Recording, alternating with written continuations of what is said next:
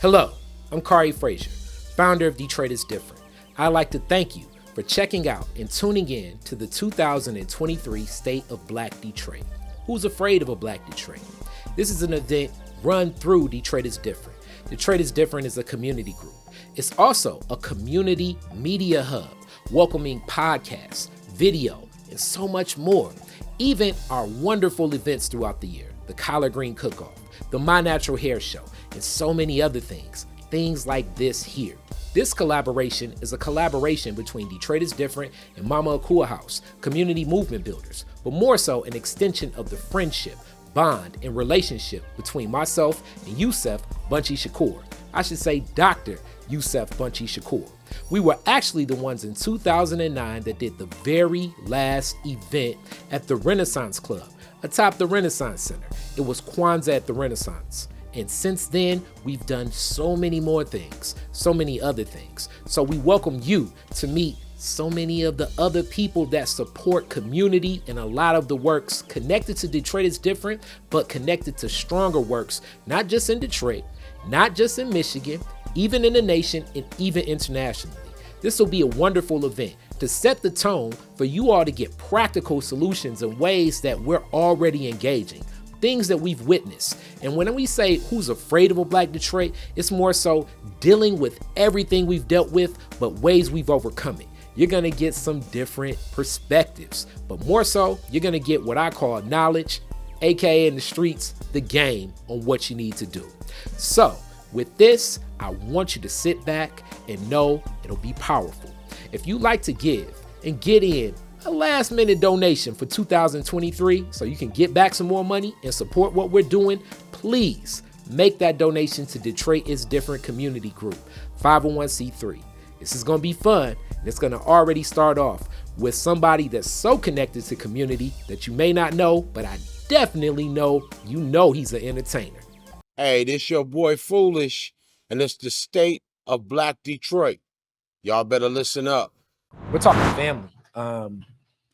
And when it comes to family, this was one of the key things discussed is like, if you look, most YouTube channels is probably talking about relationships and dating and God knows what, and Black men, Black women. But then that family, that center, when I think of the examples of people pouring into children and making that connection, I can't think of a better family, better example than the Larsosa family. Jasahn and Krystal have been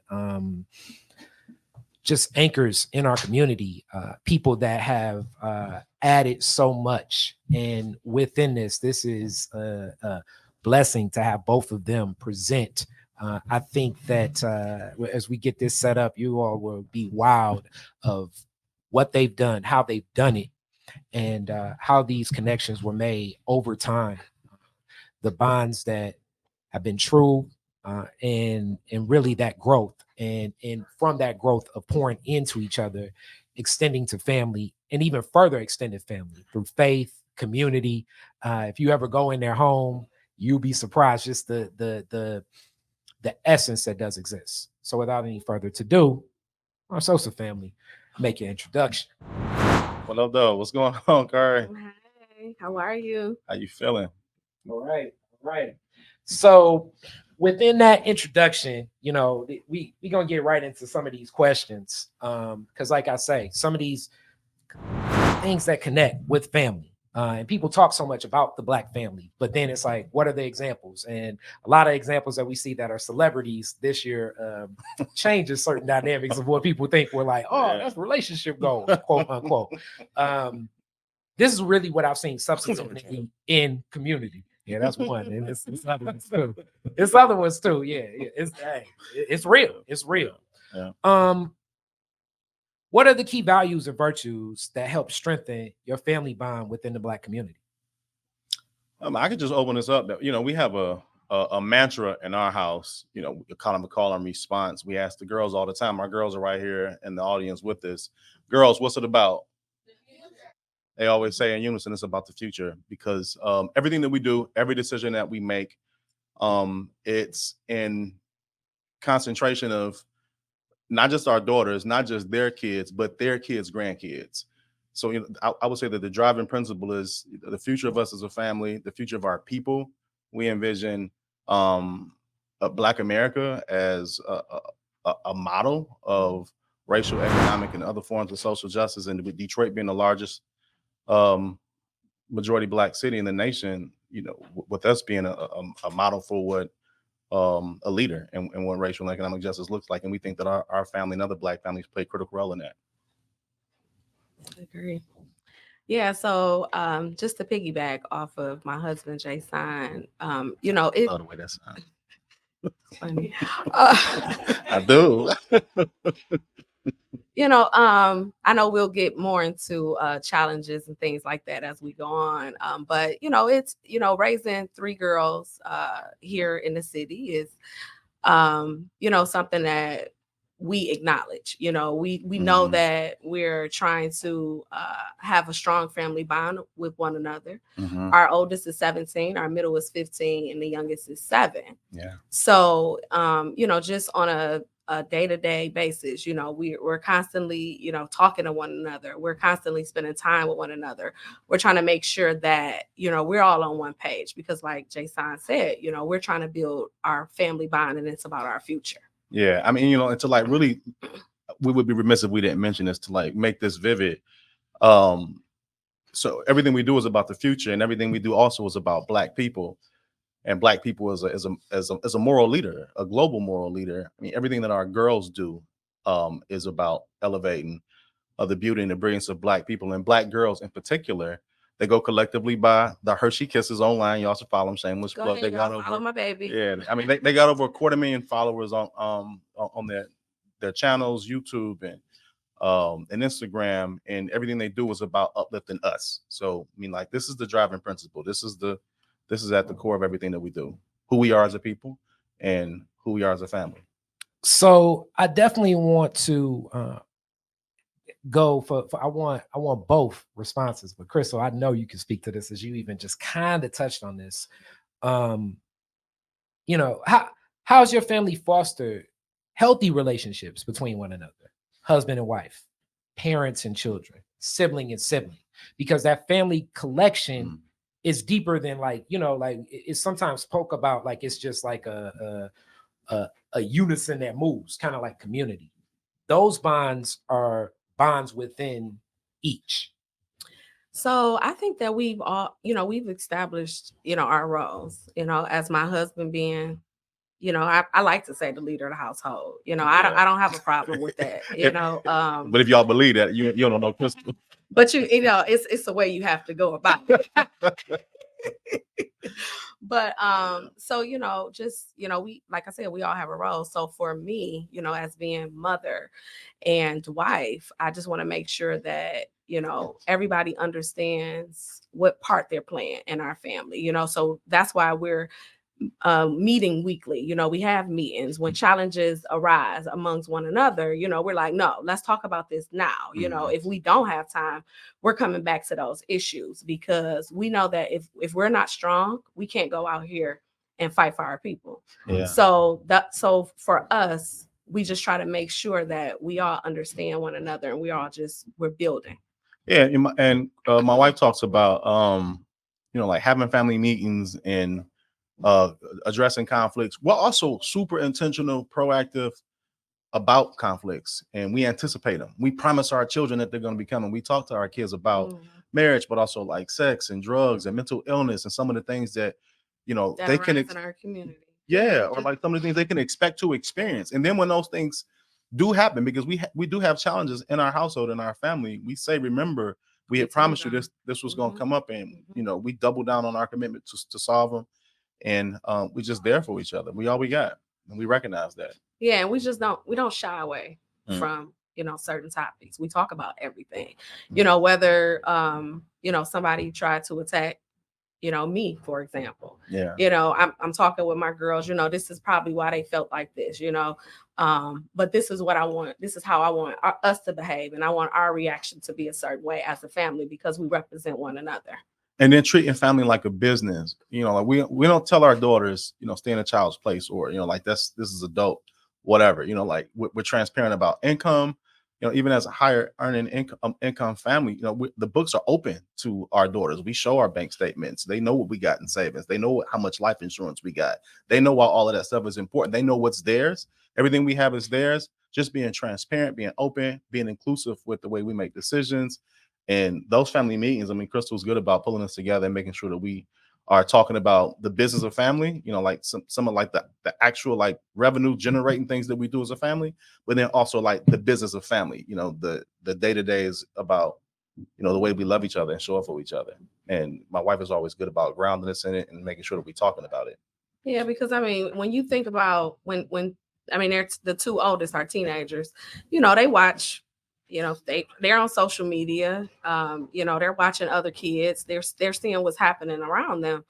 And, I just want to make sure like we're transparent, we're open, because when you come to us and you ask us, well, how come, such and such can have this? We just paid for X, Y, and Z. This is how it works. Costa Rica. Like this, so we just don't hold back. Yeah. Hear the giggles. and I hear the daughters are right here, as you all see behind it. It's the next question kind of gets into that, and knowing how to unpack that, and hearing that is similar to the upbringing I had from my mom, Jan Frazier, rest in peace, and my dad, Greg Frazier, still. And I remember in that growth, in those family meetings, Sunday dinners, and just the way that sometimes my friends would trip out like, damn, this is like the Cosby Show or something. I never even sat down and had a dinner with a whole family. And for us, it was like something consistent. So with that, what are some of the unforeseen challenges your family has faced as you work collectively to empower Black people? As Jasahn, you've talked about that too, because it's more than saying like, okay, we're a healthy family in America. Yeah. We want to make sure that we can sustain the household. You're definitely committed and entrenched in community movement building for our people, Black folks. Yeah. I mean, I would say it's, I wouldn't say it's an unforeseen challenge, but racism, white supremacy, internalized anti-Blackness. I feel like toxic feminism as well. Yeah, I mean, like, which is an offshoot of white supremacy. And notice she said toxic feminism because there's certain brands of it. Obviously, there's a need for women's movement, and particularly in the Black community. But what we've learned is that the white supremacy version of it is not it for us. And Krystal can share some of her own like experiences and some of the things that have impacted our family. Yeah. Our daughters, me, because of some of the influences that brand of feminism has had on our family, and the struggles that we talk about this now a lot. We're talking about it more in the new year. The unique struggles that Black wives face in our community. Yeah, so I'm just like I'm saying, having these conversations with our daughters, and just like I mentioned, toxic feminism. I mean, I feel like we're being taught to hate Black men. Like, let's talk about the elephant in the room. We're taught to hate Black men, and I don't want that for my girls.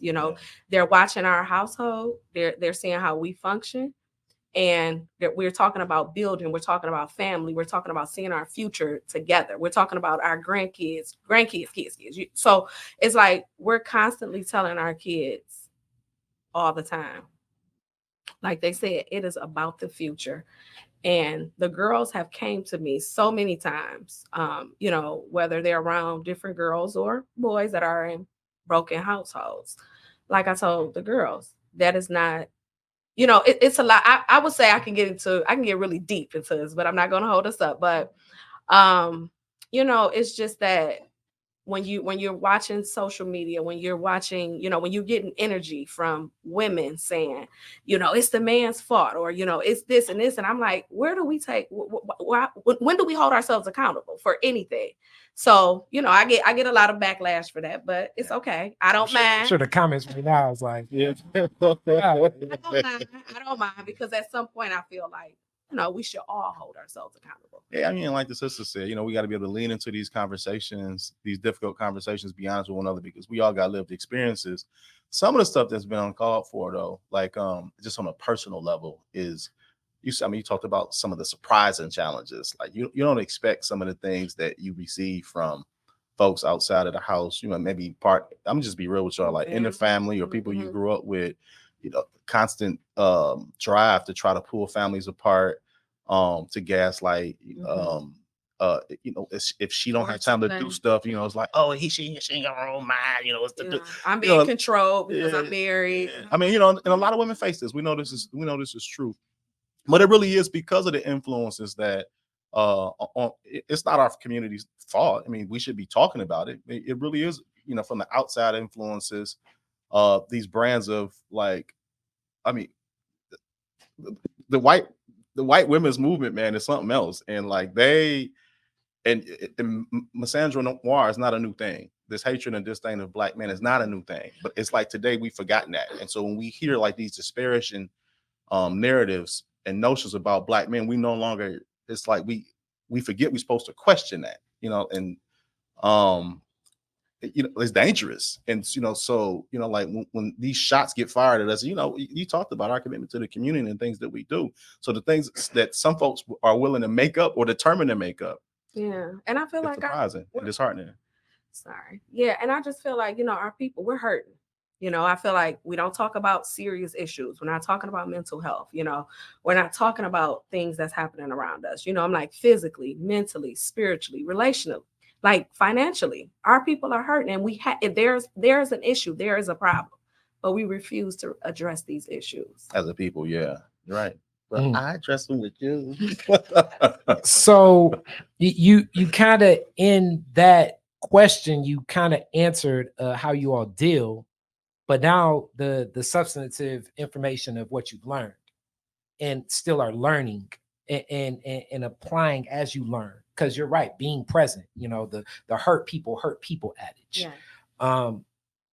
What have you learned, and how are you learning? And as this is going, they're going to see more of the pictures of the beautiful family, and that connection and that bond, because like seeing the work, like all of these panelists, I mean, the short time you're getting with this, I thank everyone for being present with this, but it's not enough time. I hope that you all can get an opportunity to connect with everyone a part of this, as these people are helping shape and empower a Black community.